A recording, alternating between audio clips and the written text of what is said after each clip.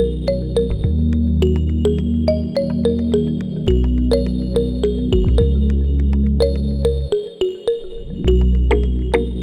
welcome Stacey Woodson to, I call it the MJP Conversations, which is also the Melanin Jali Project Conversations.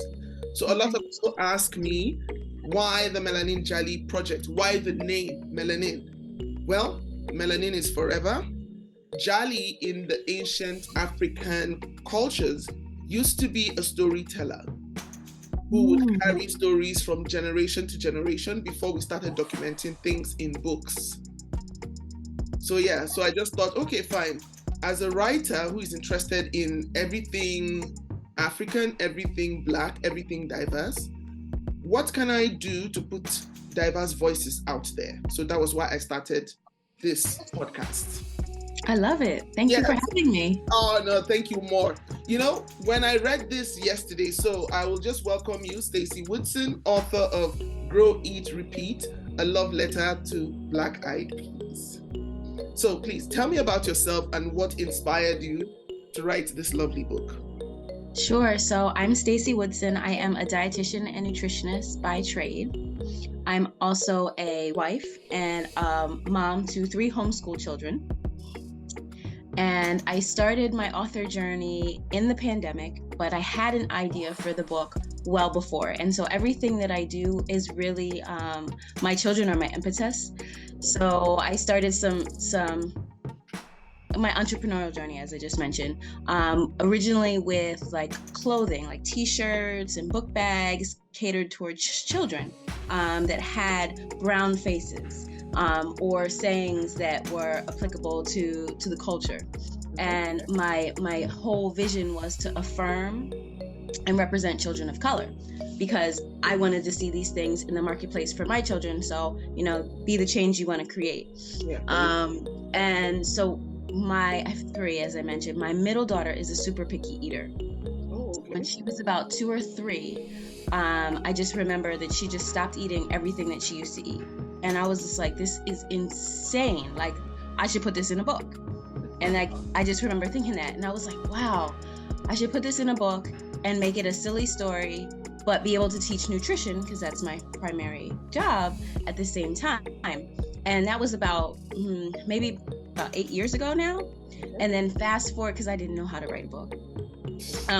So, you know, it's one of those goals that you just say I should do, and then you're like, I'm not really going to do it because I don't know how to do it. And then fast forward to the pandemic, I actually ran into a few people that were in the process of writing a book, and one of them tagged me in a free Facebook masterclass on Facebook, and I signed up for it. It was free. I didn't really plan on attending, but I wasn't missing anything.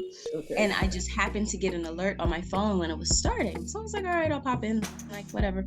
And I did, and I was like, oh my gosh, I can really do this. And that is how the first book in the series, this is the second, was brought to life. But when I wrote that first book, because my books have my family illustrated into them, and each one of them has my child, one of my children, as the main character, I knew right off the bat I was going to have a series. You can't write a book about one kid and not the others. Very true.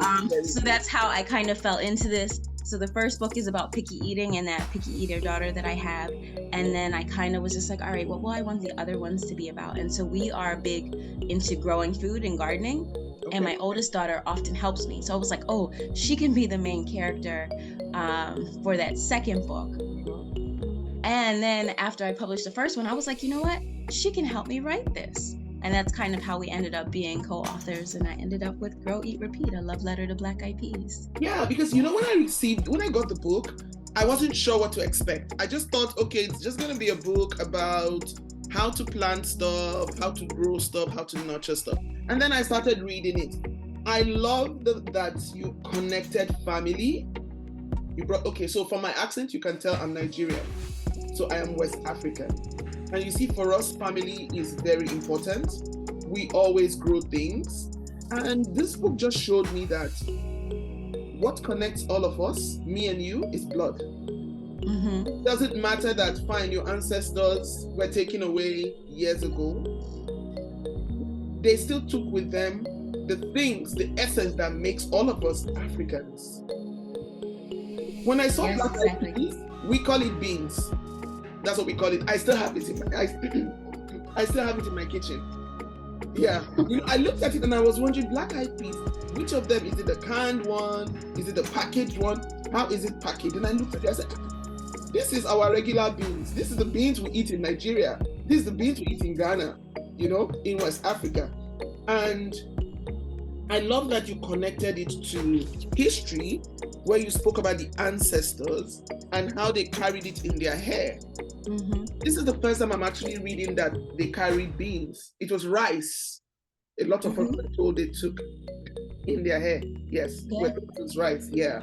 Yeah, rice, black eyed peas, okra, and watermelon. They all got here via the hair of African. Wow. So how important, why did you feel the need to bring in a mother-daughter relationship into this? That's a great question. I never, like, it just automatically, I knew it was going to be. I think it's one of those, well, you know, as a woman, I think there's just something really fascinating about your maternal line. And because I'm a mother of daughters, I don't know that I could have done it differently. Yeah, I just think of all those women that we have descended from, and obviously, you know, we come from men as well, but physically we have descended from these women, and that's why I chose the maternal line. And I also chose the names of our maternal line.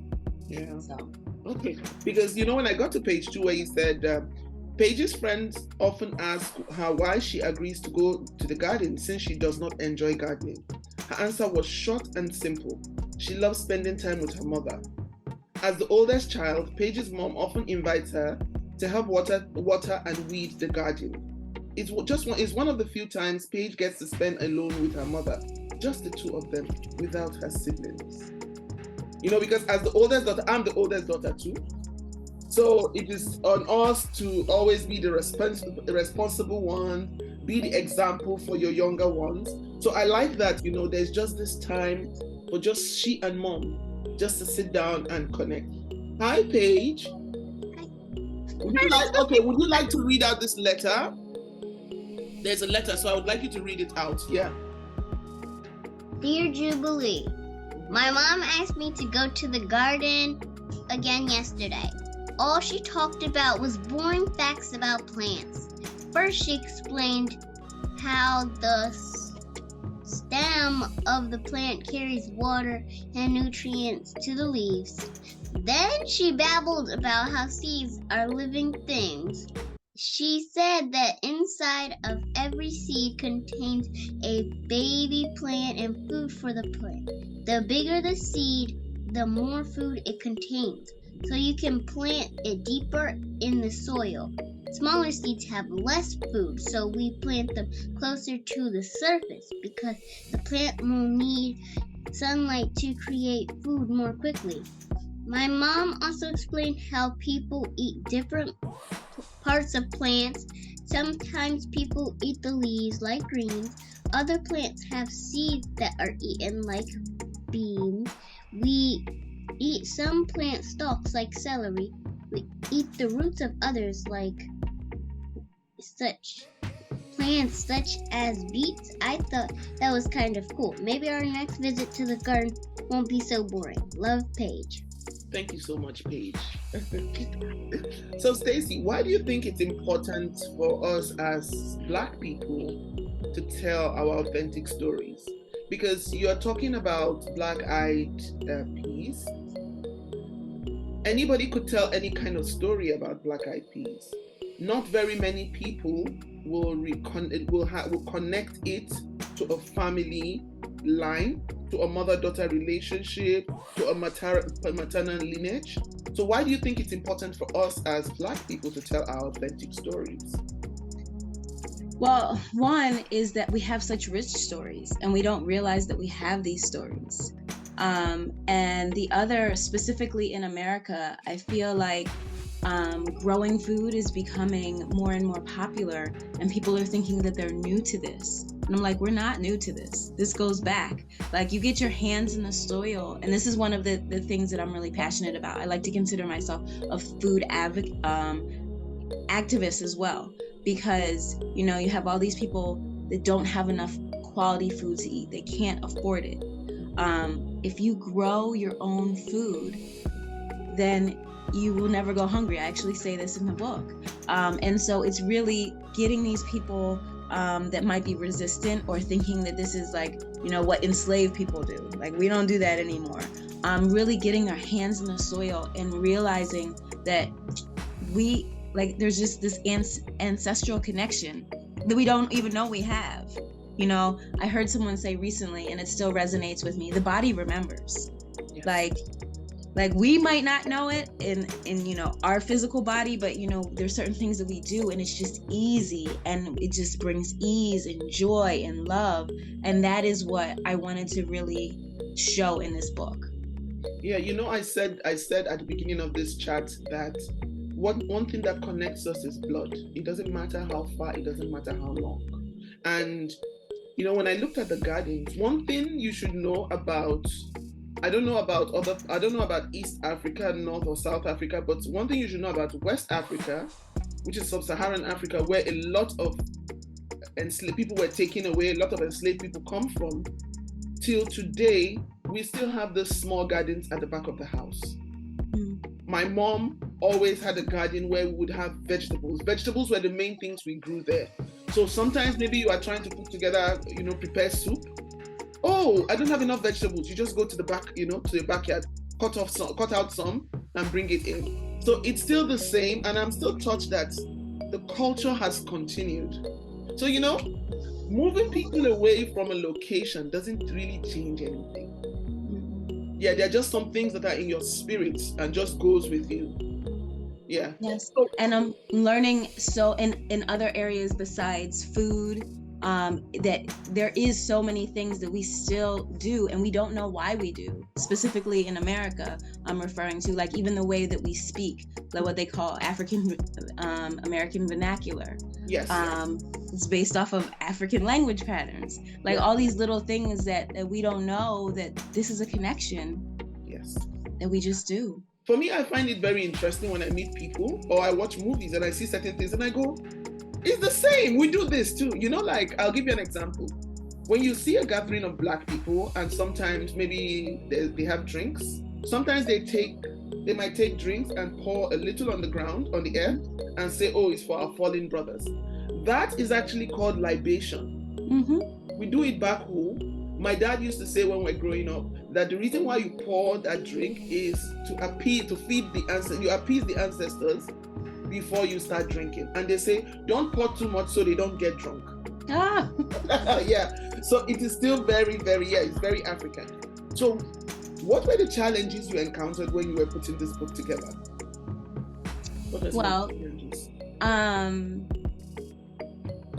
one of them I would say was not the actual physical book, since it wasn't my first book. Okay. It was a little bit easier as far as the putting it together, but I would say one of the challenges I experienced is having a co-author, so kind of wanting to make sure that she was included and it wasn't 100% like just everything that I wanted. I also had to have her write the letter multiple times, so there was a little bit of, it was my doom. She was like, again? And I'm like, yes, this is part of the writing process. You do it over and over again until it's right. But at some point in time, I did realize with the letter that Paige wrote, she physically wrote that letter, that it didn't have to be perfect without any errors, because that's not realistic for a child. So I had to do like a draft after this, and then I was just like, you know what, this one that you did, it's fine, it's good enough. Because this is what a child would really do. So that was one thing. And then the other thing that we ran into, it took longer to produce this book, because my illustrator ended up getting sick, and then she actually lives in Ukraine. So So yes, those were some of the things. Yeah, because I wanted to also ask how you found your illustrator. What was the relationship with your illustrator like? How did you find, because your illustrator did an amazing job. Like, I really, really love where, you see, where the hair weaving is going on. Yes, all of this, I grew up with this, not dressed like this, but you know, this is very, very close to home. So yes, so how did you find your illustrator, and what was that relationship like? Online. Yes, so I found her online. Okay. And I wasn't sure that I was going to be able to find an illustrator online that could bring out my vision. Okay. Except when I was looking at portfolios, I found a book that was released a few months before mine. Okay. And it was oh my gosh, I can't remember the name, but it was a book about an African warrior. Okay. And I was like, these illustrations are amazing. I know she can bring my vision to life. And so that's how I went with the illustrator. I saw the illustrations for some of that book before it was published, and I was like, oh, this illustrator absolutely can bring my vision to life. But all of the, when I write a book, I'm very clear about what I want in the book. So like that bubble with the hair braiding, that was my idea. And she just takes these ideas that I have and just creates beautiful, beautiful illustrations. Yeah, because it's so beautiful. Because I was looking at it, because I noticed that some illustrators, when they draw, they don't get the braid definition. But this one, she got it. I was looking at the Ghana braids here and I went, ooh, this is beautiful. This is beautiful. This is beautiful. This is beautiful. Towards the back where we talk about Mother Earth, this was also a challenge. Is that Mother Earth, I think she's beautiful now, but we had to go through a few renditions. Like the first time we got the illustration back, I think the kid said, "Why is that person dead on the ground?" Or Or then the next time it looked like a swamp monster. So I'm just like, no, this has to be a beautiful woman. Yeah. But I actually liked it, maybe because I'm an adult. Yeah, because when I looked at it, I said, this is it. This is the essence, you know? Well, yeah, so this version, yes, but the first versions, no. Yeah, because I looked at it and I said, oh, wow. Well, so how do you think that as diverse authors, how do you think we can support ourselves? How do you think we can support each other? Because I believe this was self-published, right? Yeah, so because I was going to ask, what was your publishing process like? How do you think we can support ourselves? How do you think we can help each other put our books out there and tell our stories? How do you think we can do that? I really think we just have to promote other people's books along with our own. I got a text last night from someone that I know, and it was 10 o'clock, and her daughter was up reading my first book, and she heard her. 10 o'clock at night on a Friday. And so she took a picture and sent it to me. And I'm just sitting there like with my hand over my heart. And actually Paige is like, why do you look like that? And I was just like, well, Paige, like, you have to think like this was something that I wrote. And here's someone staying up at night who was also, it's been a little bit of a challenge for her in school. She doesn't want to read in school, but here she is at 10 o'clock at night on her own reading my book. And there were times in this country that people that look like you and I weren't even allowed to read. And like, how touching is that not only does this little girl get to see representation, so she wants to read, but it's based off of what I was able to produce. And I just want to, it made me think like how there's so many other books like this that people just don't know exist because, you know, they don't have that mainstream marketing behind them. And so I felt compelled to share some of my favorite, and like that's what I was thinking. I was like, oh, I should do a blog post to share like maybe my 10 favorite self-published books with diverse characters, or I don't know, but I really think that sharing these books, especially as authors, we come across a lot of other authors that have these books that are amazing that other people just don't know about. Yeah, I think that's very true. Because for me, when I was trying, what I do is I like to reach out to authors when I see different, because I mainly write for adults. So I write for adults, and last year I had writer's block, and I didn't know where to take my novel. I didn't know where to take my story. And I said, you know what, Louisa, trick your brain, try writing in children's books. And I went, but I'm not a children's book author. But then I tried, I wrote it, the first draft was like an adult book. And then I sent it up to someone, please read this and tell me what you think. And then they gave me feedback. And that was what birthed my very first book, because I like culture, I like history, and I like everything culture. And I feel that it's our duty to teach our children and other people like us in the diaspora who don't know much about home. So my very first children's book was Crowning Glory. And what I did with Crowning Glory, because you see, I noticed that people talk about black hair a lot, but they don't know a lot about black hair and why we do some of the things that we do. They don't know a lot about it. So for me, I did my research on hair because, you know what, I grew up in Nigeria, and I wanted to teach people, children and adults, that, you know what, back in the day on the African continent, you could tell the family a person belonged to from just looking at the person's hairstyle. Hairstyles meant a lot of things to many cultures. From someone's hairstyle, you could tell, if this person was married, if this person was a mother, or what this person did for a living. And I was really, really touched when a colleague's daughter sent me a message and said, hey, Auntie, I read the book, I loved it. And because I loved it so much, I have my hair now in Bantu knots. For me, it brought, I don't know what it did to me, but I felt so happy that yes, I have done something for one person. And then what I did was I went on to the next book and said, okay, the African safari. People hear a lot about the continent. What is it on the safari? What are Africa's indigenous animals? A lot of children don't know that tigers and kangaroos are not indigenous to Africa. They don't know that they're indigenous they're not indigenous to the continent. And you think about it, you look at it, you go, okay, merchandise, what can you do? I decided, okay, fine, you know what? Representation. We do not have this. So yeah. So for me, these are the things I feel that, yes, we can do this. Now we have this, how do we put our voices out there? Yeah, we go back to your book.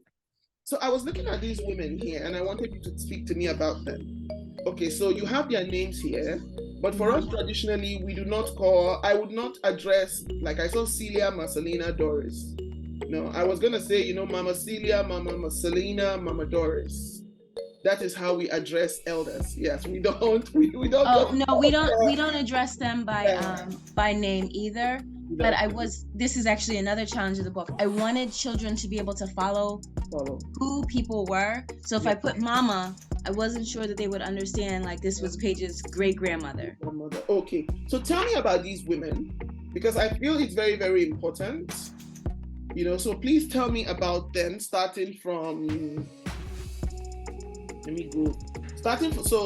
so Mama Celia into Mama Marcelina and Mama Doris. So just tell me about these women, then to you. So each one of these women represent someone in our family, not necessarily in like they're just names. So some of them are out of order as far as the family goes. Okay. So there's Paige. I'm gonna work from the youngest, or the youngest generation. So Paige is here, and then I am Paige's mother. Okay. Accurate. Doris is the name of my biological mother. Okay. However, that picture is a picture of Marcelina. Oh, so okay, Doris' picture is a picture of Marcelina. Yeah, in real life. real So life. that's a drawing of my grandmother. Okay. And the reason that we needed to do that is my biological mother died when she was young, so I didn't have a older version of my mother. Okay. But so Doris is my mother's name, and then Marcelina is my mother's name, and then Celia is my mother's mother. So my great grandmother is named Celia, and my grandmother is Marcelina, and my mother was named Doris. Okay. Were they all planters? Did they all have gardens? No, and so since my biological mother died when I was young, I don't know a lot about them. Part of the reason why I kind of wanted to honor them. But I do know, like, the older I get, my grandmother, I'm going to guess that she did grow food. Like, there's a lot of things that I remember about her, but when I was born, she lived in a small apartment. In the city, so she didn't really have anywhere to grow. But you know, her story way before I'm born, I'm confident that she had a garden. And also one of the things that I wanted to really show specifically in America is that we've gotten away from this. Like, once you start having conversations with people, they might not know about growing food, but you have a long enough conversation of like, oh, my grandmother did that, or my great grandmother did that. This is something that we've gotten away from. But if we go back a few generations, we start to see it. And that's really what I wanted to show. It's very common to hear, you know, my family's from the South. And then when we came up north or to the Midwest or wherever, we lost those traditions that we had in the South. So really having that be a return to our roots is what I wanted to depict in this story. So do you have a lot of people in America? Because in Canada, so when I moved to my new place, I tried to have a garden at the back. So I planted peppers. Peppers were the main things I planted. Different species of peppers, because the peppers I find here are not spicy enough. So I wanted to plant. But unfortunately, so I had them there and then they started to grow. But I had this rabbit that always pick up everything. So that for me was very, very heartbreaking. So at the point, I brought my peppers into the house and I put them by the window because of the sun. But then they started to grow. So I took them back out, and by morning, the rabbit had dug everything up. So in Canada, I don't see, where I live, I think I've seen only one person with a garden. So among the Black people in the US, do you have this gardening tradition or this gardening culture amongst many people, many Black families? I would say no. And you know, it's hard to speak. America's huge and everybody does different things, but I will say from the experience that I have, I would say no, especially for us. We live in an urban area, so we don't have like a lot of land. We do have like a little cement garden in the back with like things in the pots. But I do think it's something that is becoming more normalized. And that's also one of the reasons why I wanted to share this story. Like, this isn't new. We've been doing this. We were brought here for this reason. We knew how to work the land. So don't think that just because you don't know anything right now that you won't just fall deeply in love with it. Yeah. And I like here on this page where you said, your great-grandmother Marcelina taught herself how to grow other plants. She taught all her children to garden, including your grandmother Doris, my mom, who taught me. The seeds that produce this black-eyed pea plant are called heirloom seeds, or seeds that came from the plants grown by your great-grandmother. I've never heard that. I have never heard heirloom seeds. I've never heard that. Oh, no? Yeah, never. I've never. These seeds are part of our family history and our journey with generational health. You know, there are a lot of things. I really, really appreciate this book because as an African who grew up on the continent, there are a lot of things we take for granted. Until you start to read stories, and like reading this now, for me, it gave me a sense of gratitude for a lot of things I take for granted. You know, back home you just do things and you go, yeah, this is how it is. But when I start to see when I moved abroad and I start to see what other Black people who have been here for generations do, I go, oh, this has been carried on and this has been passed down from generation to generation. This kind of stories, this kind of books gives us a sense of gratitude regarding the things that we have always taken for granted. Yeah. So where would you like to see your stories, your books go? Like if you think of the future, what would you like to see in regards to your books? What would you like to see in regards to Black stories for Black children? So for me, I'd like to get my books in as many hands as possible. And each one of my stories has a very different feel. Like this one is probably going to be the one that's near and dear to my heart, simply because I love growing food so much and I'm so passionate about it. Like I said, the first one is about picky eating and nutrition in general. And my next one will be about nutrition in general and be more humorous. But I really want to have my books be in schools. Like I would like to see them be parts of nutrition curriculums. I just really would love to see them be mainstream. Okay. As far as the books that I want to see for my children and children that look like mine, I really want to see books that don't necessarily speak about race. And you notice, well, maybe in this one, it's more kind of talks about race, but my other ones, we're just a family. And it's really important for my children to just know that you are a person. Like, yes, you are a Black woman or a Black man, but you are just a person, and your experience, it doesn't have to be defined. And so like my first one, we're a family, but at the same time, we wear dashikis and we wear Afro puffs and we wear head wraps and we wear all this, and it's normal. Yeah. And I want my children to be affirmed when they see those types of images in books. And I want children that don't look like mine to know that those things are normal as well, and they're not odd or weird. And so I want to continue to see different stories that portray children and families like that. Oh, beautiful. So as a dietitian, how do you think do you see a difference in the diets for Black children in regards to other races? Like, because I know that sometimes people say, oh, now that as the world keeps evolving, now I realize people are really health conscious. A lot of things we took for granted and we had as kids, now parents are not giving their children all those things anymore. Yeah, like growing up, a child will cry biscuit, a child will cry cookie, a child will cry juice. But the other day I was reading and they were talking about the side effects of sugar and how it makes children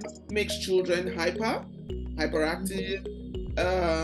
I was reading about ADHD and all of that.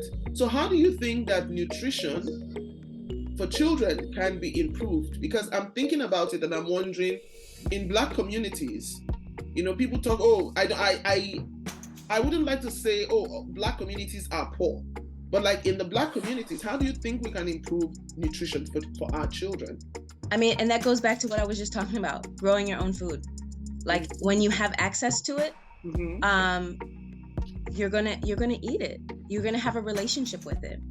Yeah. Okay. In regards to things like sugar and the way we eat, like especially for children, how do you think? Because for me, I'm not gonna, I'm talking to a nutritionist. We need a few wisdom nuggets. How do you think we can improve children's nutrition? Let me put it that way.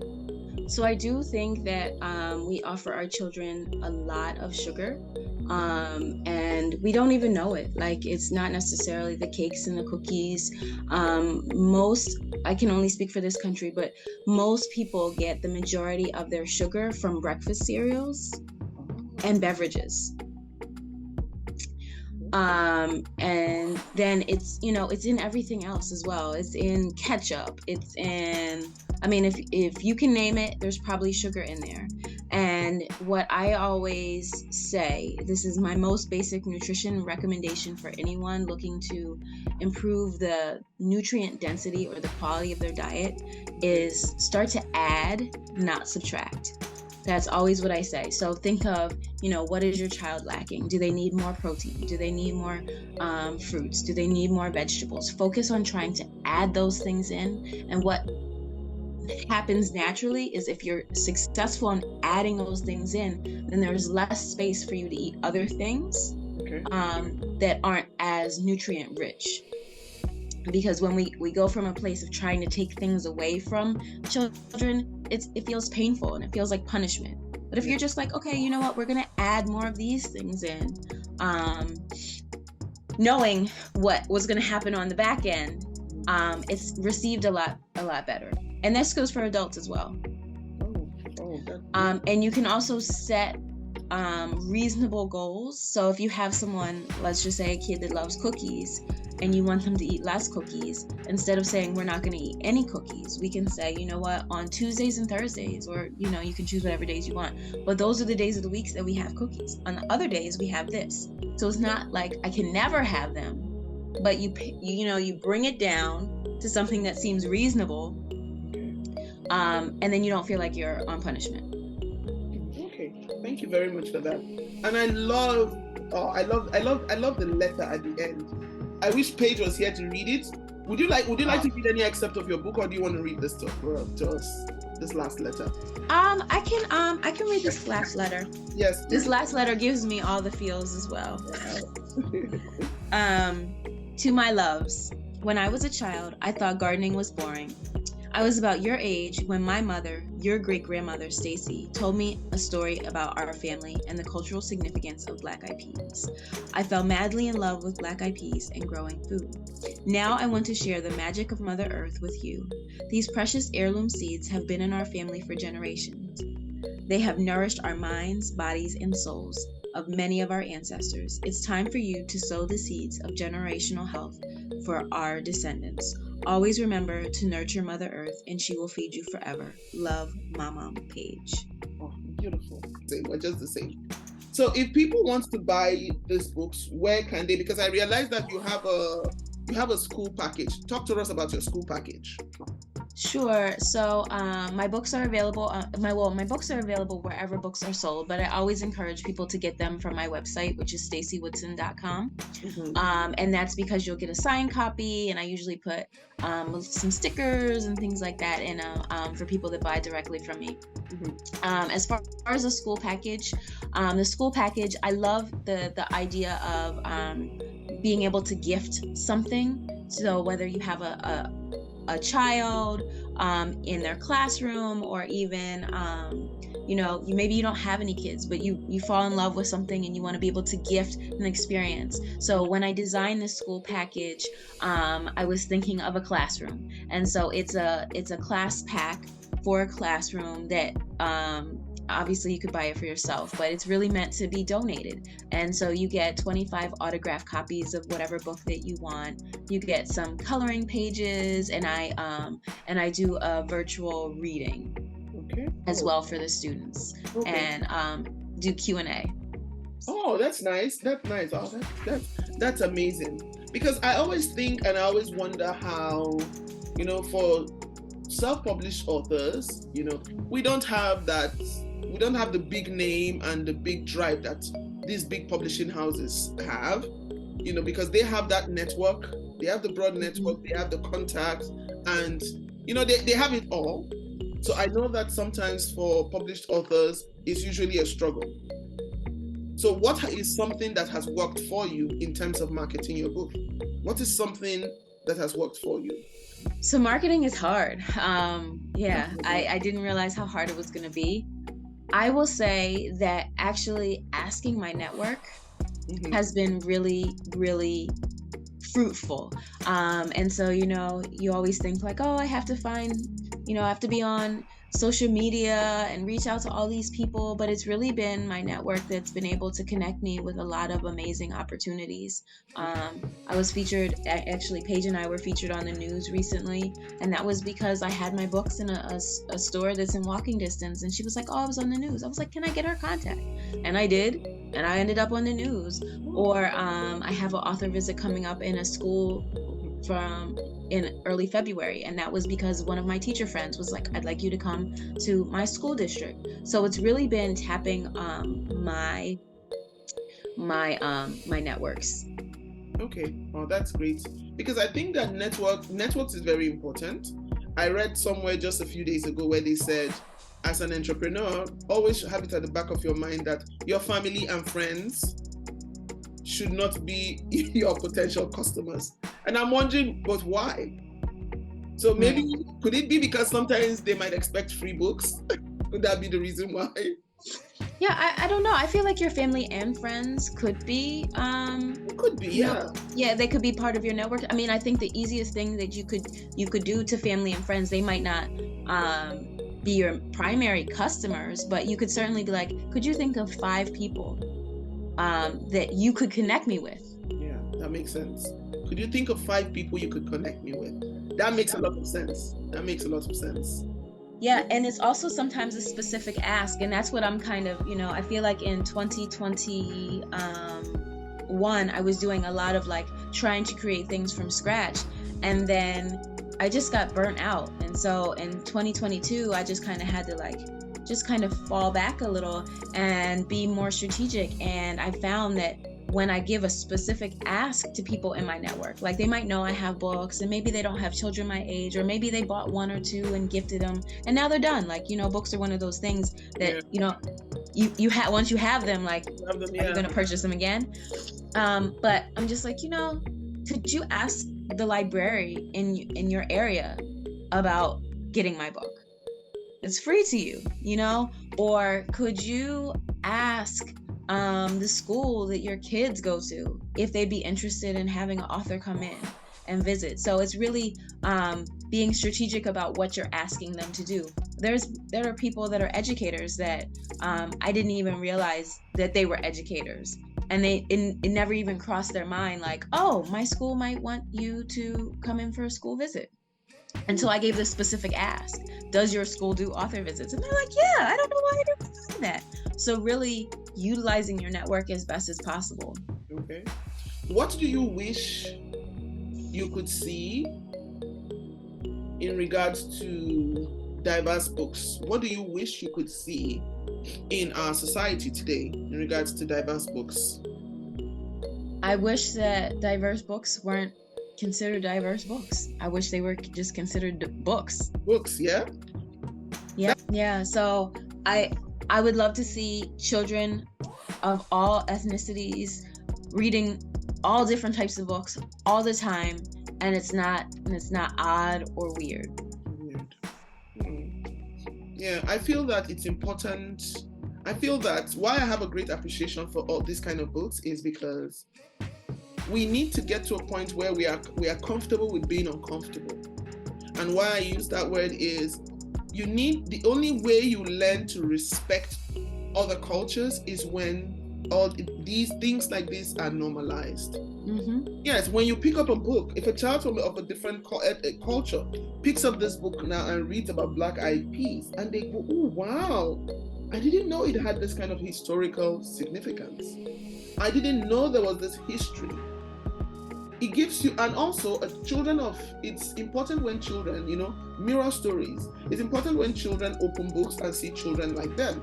Mm-hmm. That was my motivation for these black dolls, because I said, my nephew, as soon as my nephew saw it, he went, Auntie, can I have the boy doll for me and the girl doll for my sister? Mm-hmm. Because most times you find girl dolls, but I grew up with Barbie dolls. Barbie dolls don't look like me. Right. And growing up here, we just thought that was the ideal. And so it's important for children, I feel, to open books and see children that look like themselves. And it's also important for children of a different ethnic group to open books and also get the experience of different children, just to know that, oh, so this is what it's like. Because I just feel that way you have respect for cultures, that way you have respect for difference. And then after some time, I hope and I dream that there's a day will come when there's no difference, where you are just Stacey and I'm just Louisa. And we're just happy and we're just free to exist. And there is nothing like fighting to be heard, because there's justice and then there's equality. Yeah, that's what I hope for too. But Stacey, I would like to say a very big thank you You're quite welcome. Yes, thank you, everybody. Thank you so much for coming on the Melanin Jali Project podcast conversations. Once again, like I said, melanin is forever. The Jali is a storyteller. So thank you so much. So everybody, please go get Stacey's book, Eat, Grow, Repeat, a love letter to black-eyed peas.